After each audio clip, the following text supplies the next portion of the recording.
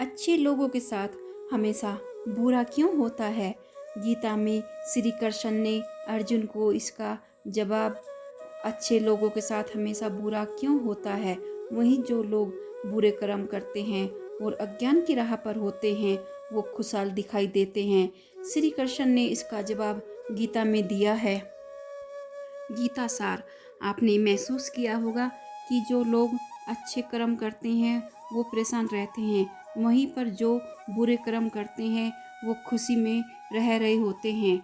अच्छे कर्म करने वाले परेशान होते हैं कि आखिर उन्हें इतनी परीक्षा क्यों देनी पड़ती है, जबकि वो अधर्म की राह में हैं।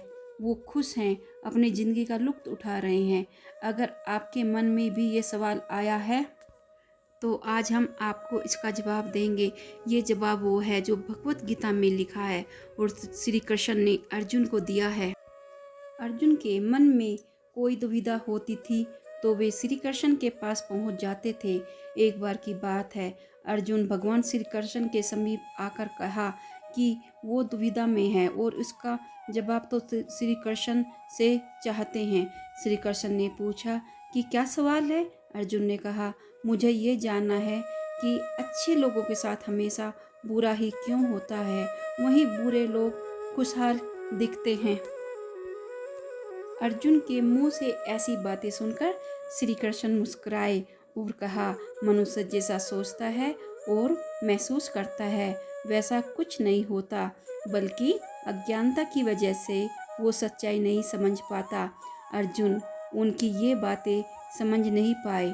इसके बाद श्री कृष्ण ने कहा, वो जानते हैं कि उसे धर्म की राह चुननी है या अधर्म की। कथा शुरू करते हुए श्री कृष्ण ने कहा, एक नगर में दो पुरुष रहते थे।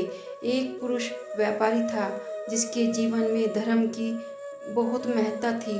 वो पूजा पाठ में यकीन रखता था। वो हर रोज मंदिर जाता और दान धर्म करता था और हर रोज भगवान की पूजा करता था। वहीं दूसरा पुरुष बिल्कुल विपरीत था।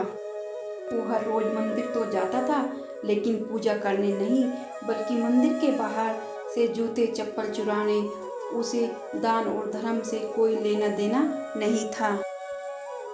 समय बीतता गया और एक दिन बहुत जोर से बारिश हो रही थी। इस वजह से मंदिर में पुजारी के अलावा कोई नहीं था। ये बात जब दूसरे पुरुष को पता चली तो उसने कहा कि ये सही मौका है मंदिर का धन चुराने का। पंडित से नज़र बचाकर उसने मंदिर का सारा धन चुरा लिया। उसी समय धर्म कर्म में विश्वास रखने वाला व्यक्ति भी मंदिर पहुंचा। दुर्भाग्य से मंदिर के पुजारी ने उसे ही चोर समझ लिया और चिल्लाने लगा। वहां लोग एकत्रित हो गए, उसे बहुत मारा। किसी तरह बचते बचाते वहां से निकला तो दुर्भाग्य से उसका साथ वहां भी नहीं छोड़ा। मंदिर के बाहर एक गाड़ी से टकरा गया और घायल हो गया। लंगड़ाते हुए घर जाने लगा तो रास्ते में उसकी मुलाकात उस पुरुष से हुई जिसने मंदिर से धन चुराया था। उसने कहा, आज तो मेरी किस्मत चमक गई, एक साथ इतना सारा धन मिल गया। ये सब देखकर उसे बहुत बुरा लगा और उसने अपने घर में से भगवान की सारी तस्वीरें निकाल दी।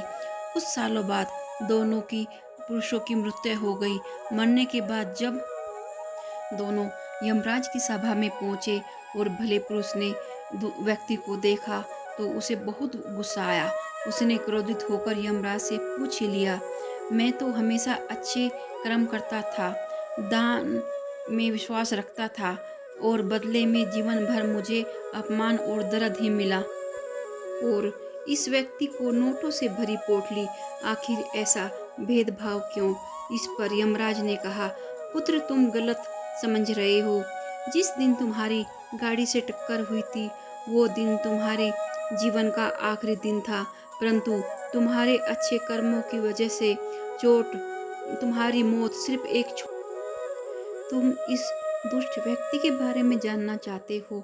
दरअसल इसके भाग्य में राजयोग था, मगर इसके कुकर्मों और अधर्म की वजह से वो सिर्फ एक छोटी सी धन की पोटली में बदल गया। कथा सुनाने के बाद श्री कृष्ण अर्जुन से कहते हैं, पार्थ, क्या अब तुम्हें तुम्हारे सवालों के जवाब मिल गया? ऐसा सोचना कि भगवान तुम्हारे कर्मों को नज़रअंदाज कर रहे हैं, ये बिल्कुल भी सत्य नहीं है। भगवान है हमें क्या किस रूप में दे रहा है मनुष्य को समझ में नहीं आता, मगर आप अच्छे कर्म करते रहो तो भगवान की कृपा हमेशा बनी रहती है। इसलिए अपने अच्छे कर्मों को बदलना नहीं चाहिए, क्योंकि उसका फल हमें इसी जीवन में मिलता है। इसीलिए मनुष्य का फर्ज है कि वो हमेशा अच्छे कर्म करते रहें, क्योंकि श्री कृष्ण ने गीता में भी बताया है कि किसी के द्वारा किया गया कर्म बेकार नहीं जाता, चाहे वो अच्छा हो या बुरा। जय श्री कृष्णा।